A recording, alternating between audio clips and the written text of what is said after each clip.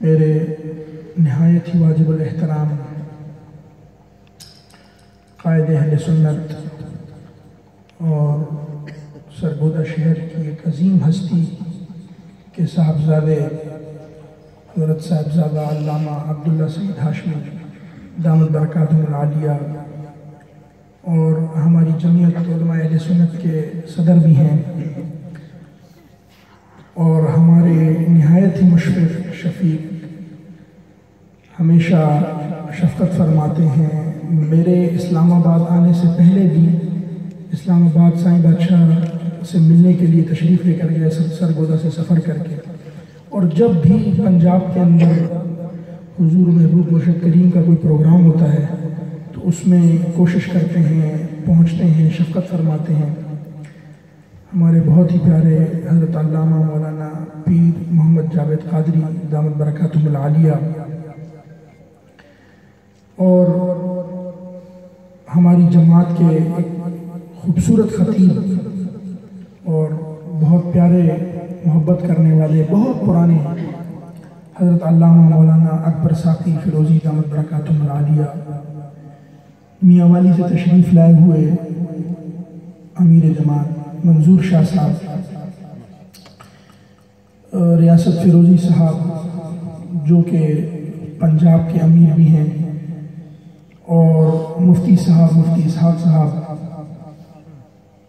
قاری وسیم صاحب, اور ہمارے بہت ہی پیار کرنے والے محبت کرنے والے قاری محمد شاد صاحب, قاری محمد شفیع فیروزی صاحب, اور کثیر تعداد یہاں پر میں دیکھ رہا ہوں علماء اکرام کی, سادات کی, مشائخ کی تشریف فرما ہے. سب سے پہلے تو میں معذرت خواہ ہوں کہ بزرگ نیچے بیٹھے ہیں اور مجھے جو ہے وہ زبردستی اوپر بٹھا دیا گیا ہے, تو جو سادات کرام اور بزرگ بیٹھے ہیں میں ان سے ہاتھ جوڑ کر معافی مانگتا ہوں. یہ ان کی محبت ہے.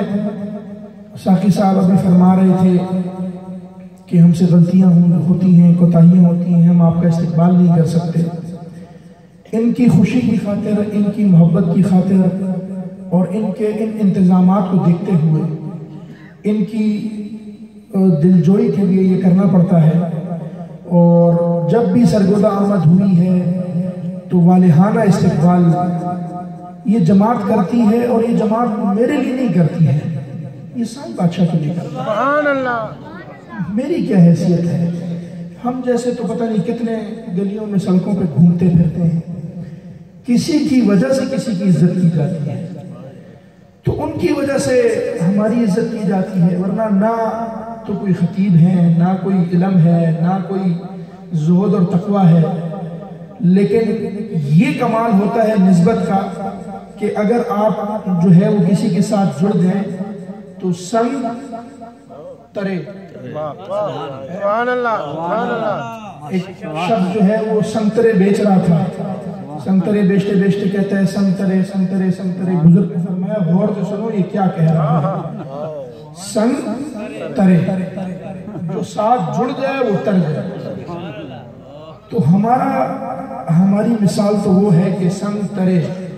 تو ان کی وجہ سے آپ لوگوں کی محبتیں ہم کو ملتی ہیں, اور آپ لوگوں کی شفقتیں اور محبتیں حضور محبوب مرشد کریم سے, اور ایسی جماعت خدا کی قسم پوری دنیا میں. ایک مرتبہ سائیں بادشاہ نے فرمایا ایسی جماعت پوری دنیا میں کہیں نہیں ہے. تو وہاں ایک پیر بھائی کھڑے ہوئے تھے بہت پرانے, ہمارے فرمایا کہ حضور ایسا مرشد بھی پوری دنیا میں. ہمارے بھی مرشد ہیں, ہمارے لیے منزل آپ سے تھوڑی سی زیادہ مشکل ہے. طریقت کے بھی کچھ ایک اصول آپ کو بتا دوں. عام شخص کے لیے فیض حاصل کرنا آسان ہوتا ہے, رشتہ دار کے لیے مشکل ہوتا ہے. رشتہ دار کے لیے فیض حاصل کرنا, اگر رشتہ آ جائے تو وراثت مل جائے گی, زمین مل جائے گی, جائیداد مل جائے گی, وہ روحانیت نہیں ملے گی. خانقاہ جو ہے وہ اجمیر تھی, خانقاہ رہ گئی, درگاہ وہیں رہی, خانقاہ دلی منتقل ہو گئی, پاک پتن منتقل ہو گئی. یہ چیزیں منتقل ہوتی رہتی ہیں، درگاہیں نہیں موجود رہتی ہیں، خانقاہیں تبدیل ہوتی رہتی ہیں. کیوں؟ کیونکہ فیض منتقل کرنا اور لینا اولاد کے لیے بھی مشکل ہے، بھائی کے لیے اور بھی مشکل ہے. حضرت بابا فرید کے بھائی نے ہم سے فیض لیا. جب جائیداد کی تقسیم کا معاملہ آیا تو انہوں نے جو ہے وہ بھائی کے سامنے رکھ دیا کہ بھئی آپ فیصلہ کریں. بھائی جو تھے وہ مرید بھی تھے، بھائی بھی تھے اور مرید بھی تھے. تو انہوں نے کہا کہ مرید ہو کر انہوں نے کہا کہ بھئی فیصلہ میں کروں گا، اس جائیداد کا فیصلہ میں کروں گا. بابا فرید نے فرمایا اچھا ٹھیک ہے آپ کریں. انہوں نے کاغذ قلم لیا اور پوری جائیداد کے اوپر جو ہے وہ نشان مارا. فرمائے یہ ساری آپ کی اور آپ میرے. سبحان اللہ. تو کتنا مشکل کام ہے. چلو اولاد کے لیے پھر تھوڑا سا ہو جائے گا، بھائی تو بھائی میں ہوتا ہے نا کہ بھئی تو بیل کا بچہ ہے تو میں بھی بیل کا بچہ ہوں، زور لگاتا ہے. لیکن نہیں، یہاں پر وہ چیز اتنی مارنی پڑتی ہے کہ فرمایا کہ مٹی اور خاک ہونا پڑتا ہے کہ تب جا کر کوئی مقام اور مرتبہ ملتا ہے کہ آپ جب بالکل مٹی اور خاک ہو جائیں گے، اس میں رشتہ داریاں، معاملات، یہ چیزیں کام نہیں آتی.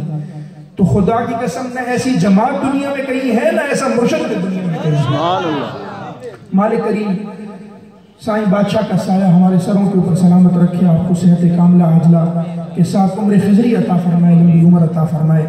عزیزان محترم، وقت بہت زیادہ ہو چکا ہے، مجھ کو معلوم ہے آپ سب بھی تھکے ہوئے ہیں، میں نے بھی آگے سفر کرنا ہے.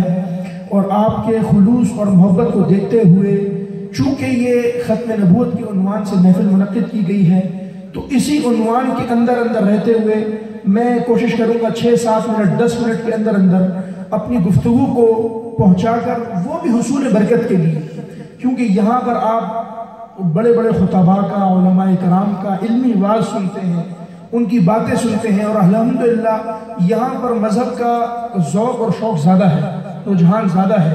یہاں پر بڑی بڑی گدیاں، حضرت پیر سیال جو ہے ان کا فیض ہے، اور بہت ساری بڑی بڑی گدیاں جن کا فیض یہاں پر ہے. تو اس کا مطلب یہ ہے کہ یہاں پر مذہب کا رجحان زیادہ ہے لوگوں کا.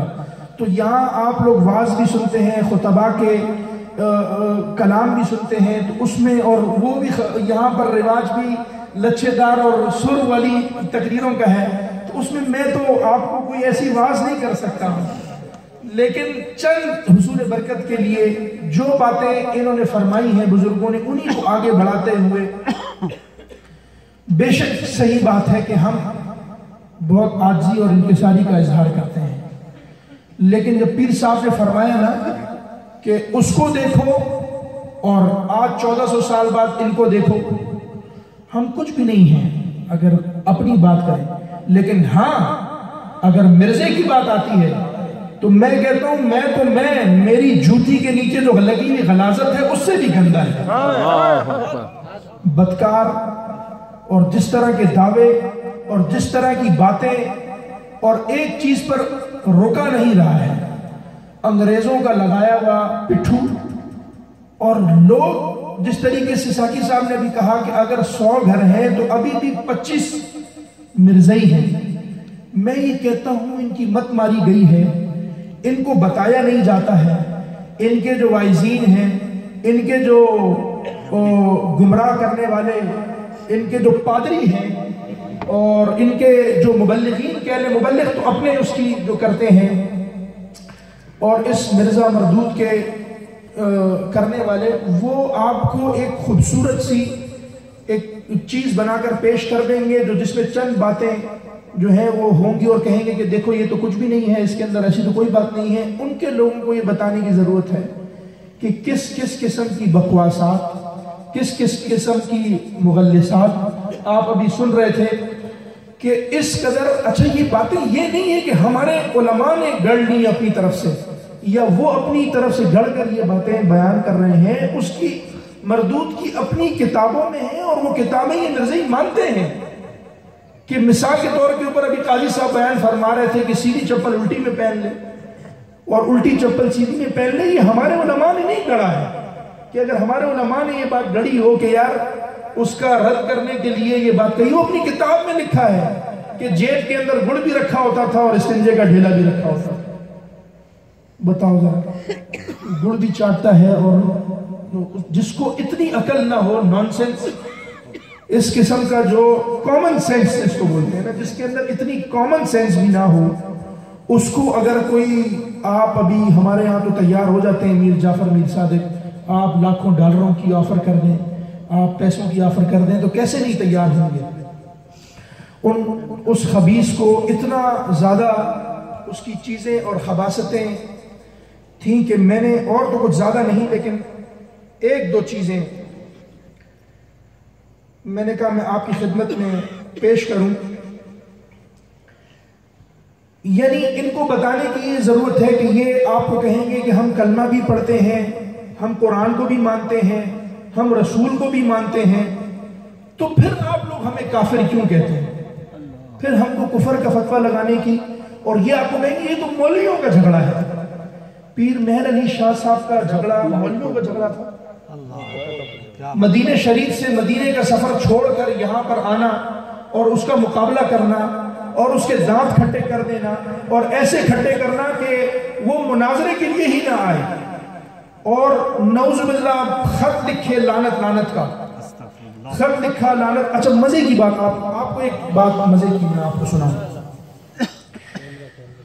एक शख्स है, उसका नाम है शाहिद कमाल, इंग्लैंड ब्रिटिश बॉर्न है, वहीं पैदा हुआ है, और उसका बाप और दादा मिर्ज़ई, पक्के मिर्ज़ई खानदान का, हाशिम साहब बहुत ही क्लोज, नऊज़ुबिल्लाह, जिसको कहते हैं ना सहाबी। इस बदबख्त ने कोई चीज नहीं छोड़ी, बीवियों को कहा ये अज़वाज मुतहरात हैं, उम्मुल मोमिनीन है नऊज़ुबिल्लाह, अपने चेलों को कहा ये सहाबा हैं, अपनी, यानी हर चीज के अंदर इस बदबख्त ने कोई कसर नहीं छोड़ी हुजूर की गुस्ताखी करने में। उसके करीबी खानदान का, उसका दादा पक्का, उसने एक वेबसाइट बनाई, उसका नाम था thecult.info।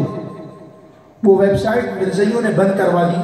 अब वो दूसरे चैनल के ऊपर, यूट्यूब चैनल के ऊपर अपने बयानात करता है। वो मुसलमान हुआ। मैं आपको किरामत सुना रहा हूँ, हज़रत पीर मेहर अली शाह साहब की किरामत सुना रहा हूँ आपको। 100 साल बाद, 100 साल के बाद, लोग 100 साल पुरानी किरामत सुनाते हैं ना, कि आपने कलम को फरमाया कि उठ लिख और कि मिर्जा कादियानी कज़्ज़ाब है। मैं आपको 100 साल के बाद आज की किरामत सुना रहा हूँ। उसका बहस हो गई इंटरनेट के ऊपर।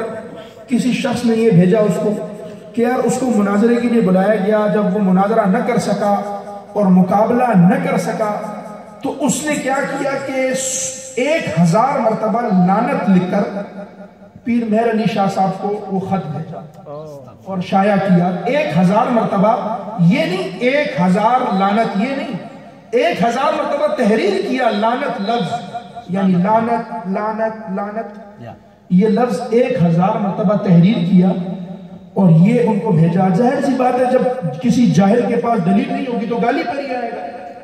तो पीर मेहर अली शाह साहब को कोई लानत तो नहीं पहुंची, उनके ऊपर तो रहमत नाज़िल हुई, सुभान अल्लाह।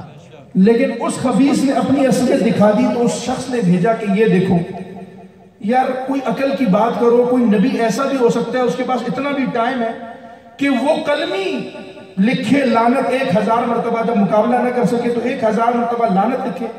उसने बोला नहीं नहीं नहीं नहीं, ऐसा हो ही नहीं सकता, ये तुमने गड़ी हुई बात की है, तुम झूठ बोलते हो, तुम झूठ बोलते हो, अपनी तरफ से करते हो। उसने हवाला जात दे दिए, बोला फलानी किताब अपने मौलवियों से जाकर पूछो, निकलवाओ, उसकी अपनी तहरीर के अंदर ये लिखा हुआ है। वो शख्स गया शाहिद कमाल, और उसने जाकर वो तहरीर पूछी और जब निकाली और निकाल कर देखी तो ना वो पीर मेहर अली शाह साहब को जानता था, ना कभी नाम सुना था। उसने बोला जो खबीस इस तरीके का हो सकता है, जो लानत 1000 मरतबा लिखे, वो नबी नहीं हो सकता, इसी में ही लानत। और वो पक्का मिर्ज़ई खानदान का होते हुए उसने कलमा पढ़ा, मुसलमान हुआ। आज वो यूके के अंदर उर्दू में नहीं करता है तकरीर, इंग्लिश में अपनी तकरीर करता है, और अल्हम्दुलिल्लाह एक पूरी तहरीक उसने चलाई। अपनी वालदा को भी मुसलमान किया, उस पर झगड़ा हुआ दफनाने के ऊपर, और सब कन्वर्ट किया। ये क्या कमाल है, ये बुजुर्गों की नजर आज भी काम कर रही है। मैं आपको इसकी बदबख्त की बहुत सारी ऐसी चीजें हैं और दावे हैं और मामलात हैं। अभी रास्ते में चलते हुए आते आते गाड़ी के अंदर मैंने 1-2 चीजें निकाली और वो चीजें मैंने लिख ली। تو میں نے کہا کہ یہ آپ کو پیش کروں. اتنا بدبخت ہے کہ حضرت عیسیٰ علیہ السلام کی برائی کرتے ہوئے، حضرت عیسیٰ علیہ السلام کے بارے میں بکواسات کرتے ہوئے لکھتا ہے کہ یہ اس کی کتاب ہے روحانی خزائن جلد 19. اس کے اندر اس نے لکھا کہ حضرت یہ جو یورپ کے لوگ زیادہ شراب نوشی کرتے ہیں نا، اس کی وجہ یہ ہے کہ عیسیٰ علیہ السلام زیادہ شراب پیا کرتے تھے. استغفر اللہ. عیسیٰ علیہ السلام زیادہ شراب پیا کرتے تھے، اس وجہ سے یورپ کے لوگ بھی جو ہے ان کی تقلید کے اندر زیادہ شراب پیتے ہیں. اور پھر آگے بکواس کرتا ہے، کہتا ہے کہ عیسیٰ علیہ السلام اپنے آپ کو نیک کیوں نہ کہہ سکا. عیسیٰ یسوع مسیح اپنے آپ کو نیک کیوں نہ کہہ سکا. یعنی عیسیٰ علیہ السلام نے یہ کہا تھا کہ میں نیک نہیں ہوں. عاجزی میں، انکساری میں، جس طرح نبی کہہ دیتا ہے کہ لا الہ الا انت سبحانک انی کنت من الظالمین، یا اللہ میں ظالموں میں سے ہوں. اب کوئی بدبخت اٹھ کر بیٹھے کہ نبی فلانا نبی ظالم. وہ بھائی نبی نے اپنے لیے اپنی عاجزی اور انکساری میں کہا کہ میں نے اپنی جان پر ظلم کیا. انہوں نے عیسیٰ علیہ السلام نے کہا کہ میں نیک نہیں ہوں. تو مرزا نے لکھا کہ انہوں نے اپنے آپ کو نیک اس وجہ سے نہیں کہا کہ دنیا چاہتی تھی کہ وہ زانی، شرابی اور وہ ہے. نعوذ باللہ، استغفر اللہ. پھر آگے لکھتا ہے کہ ظاہر سی بات ہے اس نے اپنا وہ دعویٰ اور وہ جو چیزیں تھیں وہ تو مضبوط کرنی تھی، تو کسی شخصیت کو نہیں چھوڑا.